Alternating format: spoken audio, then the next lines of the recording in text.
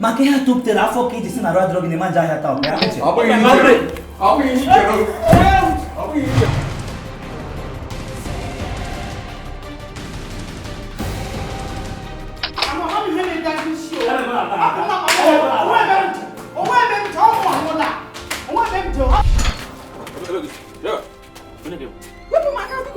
Onye ka ebo na sumu buga.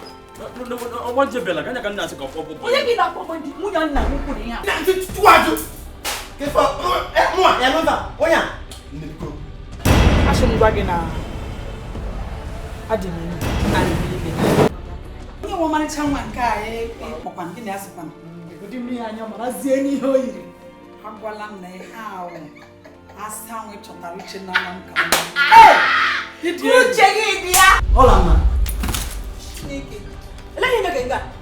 Onye gwa m. Oya mara ni no ha ntuba gị. Hola ma ga-esa bilizeba. Mana orula ko ba.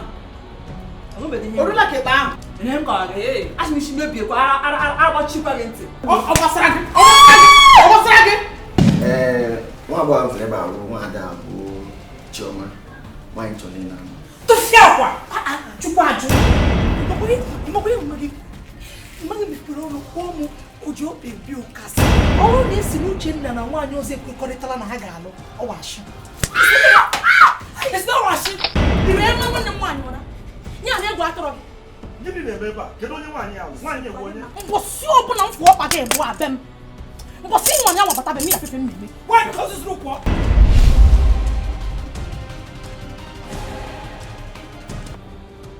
Oge ifi ọmarịcha m kpọrọ bata ebe a ọ nwunye m Kemgbe mmekata anụ ma ọfụ na ije ebi ọzọ ma ọfụ nwoke ma anya ebie m ya aka ejila akpụ.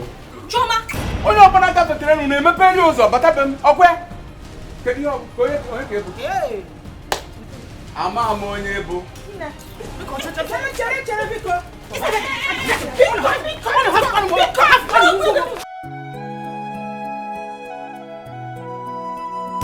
Oshi, onye oshi dị. Shinga.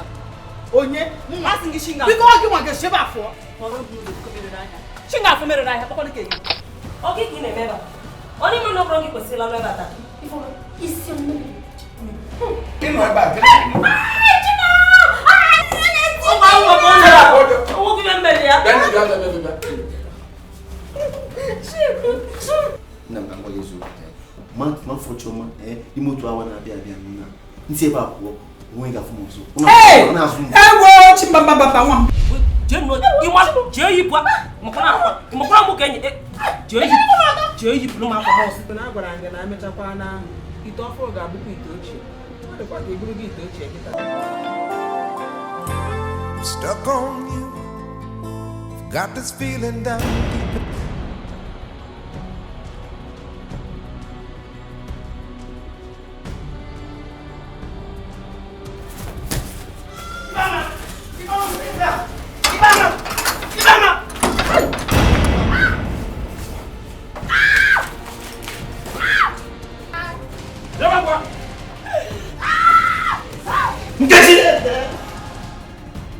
So kemgbe ị ka bịa n'uche kemgbe ị ka bụ ihe a ị chọrọ ịgba m